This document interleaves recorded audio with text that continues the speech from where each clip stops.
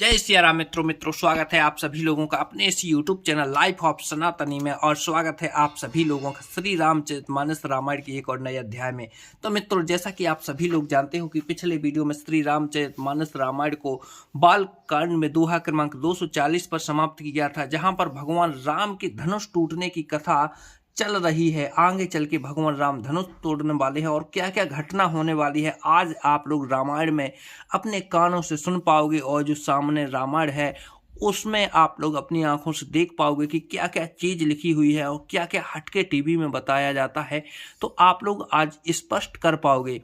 तो मित्रों, ये सब जानने के लिए आप लोग वीडियो को लास्ट तक जरूर देखें और वीडियो में आगे बढ़ें। उससे पहले हमारा आपसे बस एक ही छोटा सा रिक्वेस्ट है, यदि आप लोगों ने अभी तक इस यूट्यूब चैनल लाइफ ऑफ सनातनी को सब्सक्राइब नहीं किया है तो नीचे जो सब्सक्राइब का बटन देखे उसे दबा के चैनल को सब्सक्राइब करके बेल आइकन घंटी को जरूर दबा लेना है। चलिए मित्रों, अब बिना कुछ देरी के वीडियो में आगे बढ़ते हैं।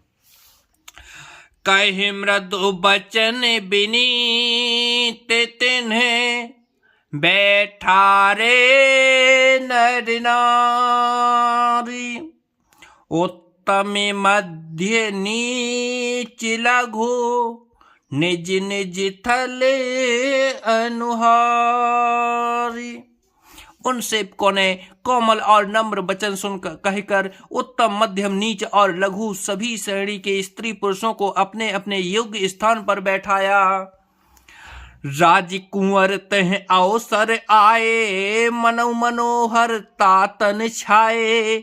गुण सागर नागर बरबीरा, सुंदर श्यामल गौर शरीरा। उसी समय राजकुमार राम और लक्ष्मण वहां आए। वे ऐसे सुंदर हैं मानो साक्षात मनोहरता ही उनके शरीरों पर छा रही है। सुंदर, सांवला और गोरा उनका शरीर है। वे गुणों के समुद्र, चतुर और उत्तम वीर हैं।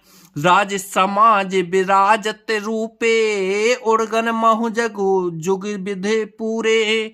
जिनके रही भावना जैसी, प्रभु मूरत तिन्ह देखी जय तैसी। बेराजाओं के समाज में ऐसे सुशोभित हो रहे हैं मानो तारागणों के बीच दो पूर्ण चंद्रमा हों। जिनकी ऐसी भावना थी, प्रभु की मूर्ति उन्होंने वैसे ही देखी। देखहि रूप महारन धीरा, मनहु वीर रसु धरे शरीरा। डरे कुटिल नृप प्रभु निहारी, मनहु भयानक मूरत भारी। महान रणधीर राजा लोग श्री रामचंद्र जी के रूप को ऐसे देख रहे हैं मानो स्वयं वीर रस शरीर धारण किए हुए है। कुटिल राजा प्रभु को देखकर डर गए मानो बड़ी भयानक मूर्ति हो। रहे असुर छले छोन पे बेसा, तन प्रभु प्रगट काल सम देखा। पुरबास सह देखे दो भाई, नरभूषण लोचन सुखदाई।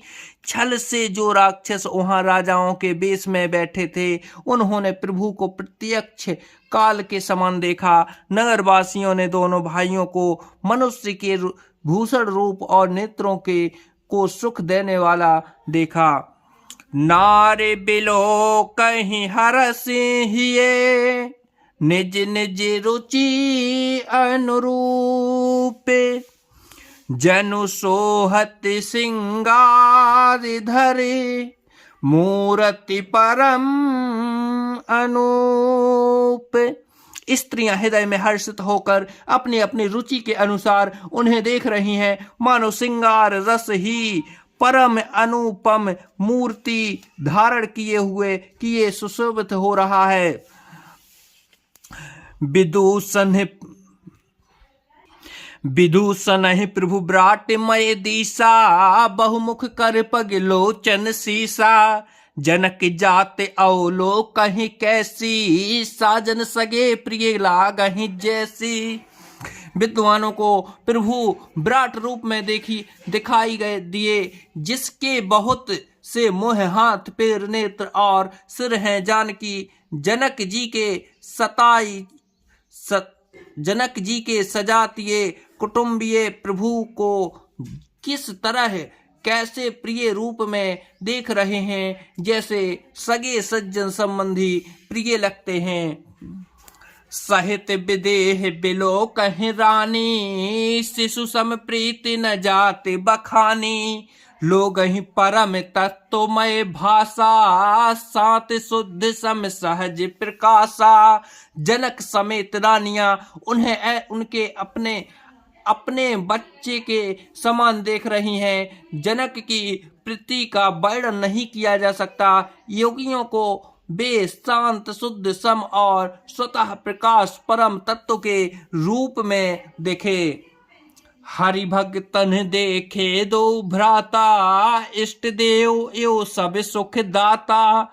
राम ही चिंता भाई जह सिया, जो सो स्नेह सुख नहीं कथनिया। हरि भक्तों ने दोनों भाइयों को सब सुख के देने वाले इष्ट देव के समान देखा। सीता जी जिस भाव से श्री रामचंद्र जी को देख रही हैं, वह स्नेह और सुख दो कहने में ही नहीं आता। और अनुभवित न कह सके सो, कवन पिकार कहे कवि को। यह विधि रहा जाहि जस भाऊ, तह तस देखऊं कौशल राऊ। उस स्नेह और सुख को वे हृदय में अनुभव कर रही हैं, पर वे भी उसे कह नहीं सकती। फिर कोई कभी उसे किस प्रकार कह सकता है। उस प्रकार जिसका जैसा भाव था, उसने कौशलाधीश श्री रामचंद्र जी को वैसा ही देखा। राज तेराज समाज महू, कौशल राज किशोर।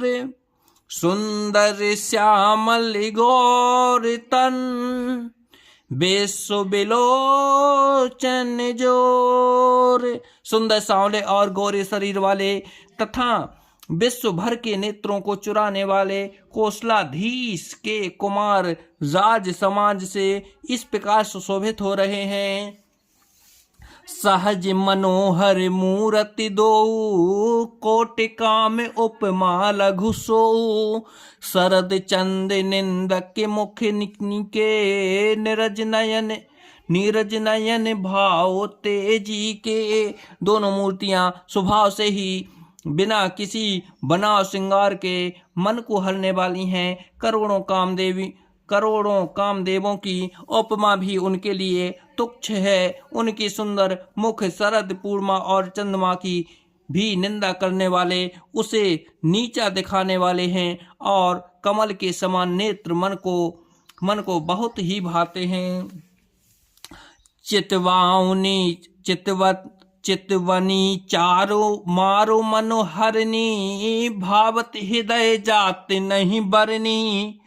कल कपोल सुती कुंडल लोला, चिबुक अधर सुंदर मृदु बोला।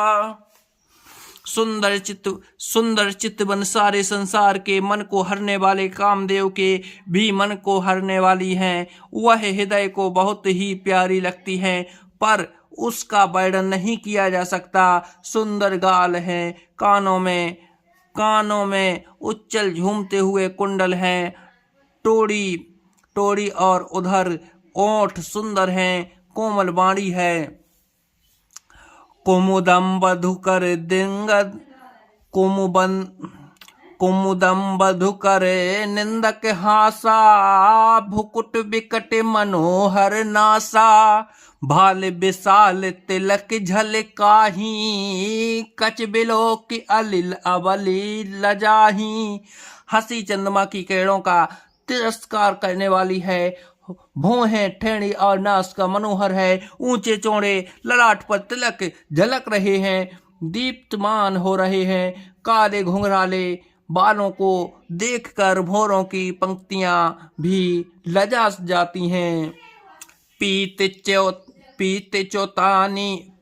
चौतनी से रही सुहाई, कुसुम कली बिच बीच बनाई।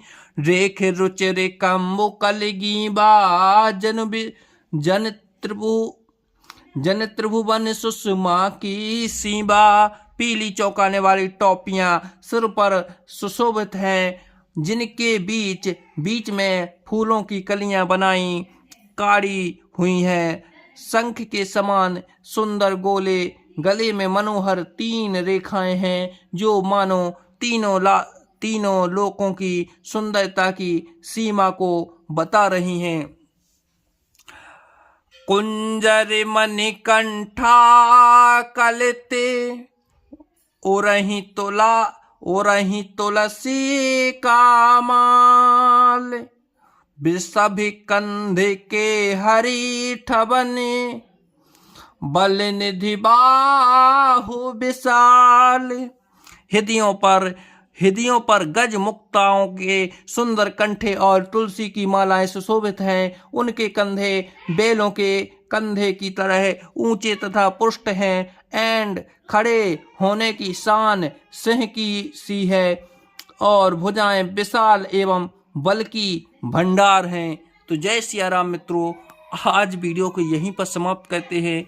कल के वीडियो में और आगे बढ़ेंगे, यहीं से आगे बढ़ेंगे और अपन लोग जो धनुष टूटना है उसका आनंद लेंगे। उसके बाद जो परशुराम संवाद आता है उसका भी आनंद अपन लोग लेने वाले हैं। तो चैनल को सब्सक्राइब करके बेल आइकन घंटी को दबा लीजिए, ताकि आने वाले अगले एपिसोड आप तक जल्दी से जल्दी पहुंच सकें। जय सिया राम मित्रों, तो आज वीडियो को यहीं पर समाप्त करते हैं।